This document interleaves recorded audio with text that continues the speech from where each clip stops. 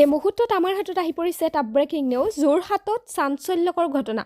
অচেতন অৱস্থাত উদ্ধাৰ এগৰাকী কলেজীয়া ছাত্ৰী। যোৰহাট বাইপাছৰ ভোগদৈ মথাউৰিত উদ্ধাৰ হয় ছাত্ৰীগৰাকী। ঘটনা অনিমেষ বৰাৰ মৃতদেহ পোৱা স্থানৰ সমীপতে এই ঘটনাটি সংঘটিত হৈছে আৰু ছাত্ৰীগৰাকী কলেজীয়া সাজ পোছাকতে অৱস্থাত উদ্ধাৰ হৈছে বুলি জানিব পৰা গৈছে। ইতিমধ্যে আমি পুনৰ জনাইছোঁ, যোৰহাটত চাঞ্চল্যকৰ ঘটনা। অচেতন অৱস্থাত উদ্ধাৰ হৈছে এগৰাকী কলেজীয়া ছাত্ৰী। বৰ্তমান পৰ্যন্ত ছাত্ৰীগৰাকীৰ ঠিকনা আহি পৰিছে। ছাত্ৰীগৰাকীৰ ঘৰ হাতীঘৰ বাঘমৰাত। আমি পুনৰ জনাইছোঁ, কলেজীয়া সাজ পোছাকতে অচেতন অৱস্থাত উদ্ধাৰ হৈছে এগৰাকী ছাত্ৰী। হয়, তাৰপিছত আপোনাৰ ছোৱালীজনী সোধ-পোছ কৰিলে। মোৰ লগত দুজন মানুহ আছিলে বাৰু। হয় হয়, মই বালি পেলাবলৈ গৈছিলোঁ। মানুহজনৰ ভাগৰ নম্বৰটো ল'লে, ফোন কৰিলে। ফোন কৰাৰ পিছত ঘৰৰ মানুহ আহিলে। ঘৰৰ মানুহে তাৰপিছত তেওঁ উদ্ধাৰ কৰিলে নে গম নাপাওঁ। মই আপোনাৰ মেডিকেললৈ লৈ গৈছে। মেডিকেললৈ লৈ গৈছে।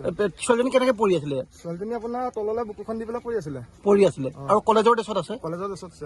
আপোনালোকে সুধিছিলে নেকি তেওঁ কি হ'ল কি কথা? নাই সোধা নাই। দিগন্ত বোলাজনে সুধিছিলে নেকি? নাই, সেইজনক আমি দেখাই নাই, পোৱাই নাই। তেওঁ নাম্বাৰ দিলে, ছোৱালীজনীয়ে নাম্বাৰ দিলে। ছোৱালীজনীয়ে নম্বৰটো মানে ফুপাই মেলি যেনে তেনেহে দিছে নম্বৰটো যেনে তেনে দিছে।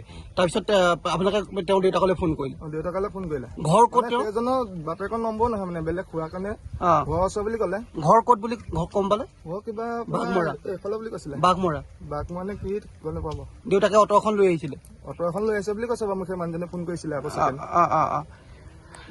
নিশ্চয় বুলি ভাবিছে। সেইটো আমি গম পোৱা নাই, এতিয়া তদন্তত আছে। ছোৱালীজনীক ইমিডিয়েট যিটো আমি ৰেস্কিউ কৰিব লাগে তেওঁক মেডিকেললৈ পঠাইছে। আমি আহি পাইছো। এতিয়া কেনেকুৱা যুৱতীগৰাকী আমি গম পোৱা নাই। আমি এতিয়া পিয়তহে আহিছো। আমি এতিয়া ইমিডিয়েট আমি মেডিকেল যাব। ছোৱালীজনী মানে ছোৱালীজনী ঘৰ বাঘমৰা নেকি? এতিয়ালৈকে সেইটো গম পোৱা নাই। আপোনাক গোটেইখিনি মানে আপোনালোকক জ্ঞাতাৰ্থে এটা কথা জনাই থওঁ, এই স্থান কিন্তু অপৰাধৰ এক ৰম্যভূমিলৈ পৰিণত হৈছে।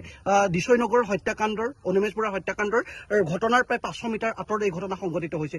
এই স্থান কিন্তু আৰক্ষীৰ চোকা দৃষ্টি লাগিব, নহলে কিন্তু এনেধৰণে ঘটনা সংঘটিত বাৰে বাৰে হৈ থাকিব। চাওক, এতিয়া স্থানীয় লোকে কৈছে 8-9 বজালৈকে ইয়াত যুৱক যুৱতী আহি পেলাই অশালীন কাম কৰে বুলি ইতিমধ্যে প্ৰত্যক্ষদৰ্শীয়ে কৈছে। আপোনালোকে কিবা ব্যৱস্থা গ্ৰহণ কৰিব ইয়াৰ ওপৰত? অভিয়াছলি নিশ্চয় ব্যৱস্থা গ্ৰহণ কৰিম। যদি এতিয়া আমি গম পাইছো যে এনেকুৱা কাম চলি থাকে, নিশ্চয় সেইখিনি পদক্ষেপ লোৱা যাব। মানে প্ৰথম আমাৰ ইনফৰমেশ্যন আহিছিলে যে ছোৱালীজনী পৰি আছে। কি অৱস্থাত পৰি আছিলে, কেনেকে পৰি আছিলে আমাক কোৱা নোপোৱা নাছিলে। আমি ইমিডিয়েট আহিলো, কিন্তু মই ফোনত এইটোৱে কৈছিলো যে ফাৰ্ষ্ট ষ্টেপ যিটো আমাৰ ফাৰ্ষ্ট এড হয়, সেইটো ইমিডিয়েট ছোৱালীজনীক মানে মেডিকেল নিব লাগে। ঠিক আছে, সেইকাৰণে তেওঁ মেডিকেল পঠোৱা হৈছিলে। বাপেক আহিলে বোলে, বাপেক আহি লৈ গ'ল। এতিয়া আমি তদন্ত কৰি চাওঁ ছোৱালীজনী কৰ হয়, কোন হয়, বা কেনেকে আহিলে তেওঁ এতিয়ালৈকে গম পোৱা নাই, বা যোনে দেখিছিলে তেওঁ এতিয়া নাই বৰ্তমান এইটো জেগাত। আমি মেডিকেললৈকে যাওঁ, বাকী পৰৱৰ্তী পৰ্যায়ত যিখিনি হয় আপোনাক নিশ্চয়। আৰু